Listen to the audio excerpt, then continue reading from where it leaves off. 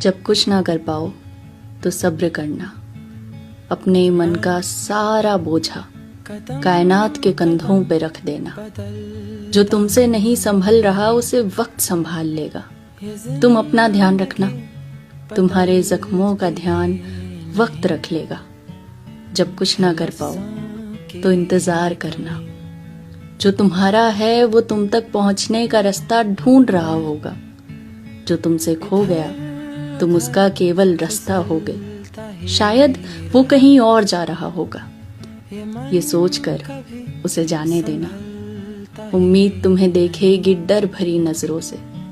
उसे अपने पास आने देना।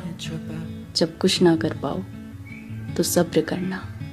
ये शाम कैसे रंग सी है, उड़ती उतरती पतंग सी है।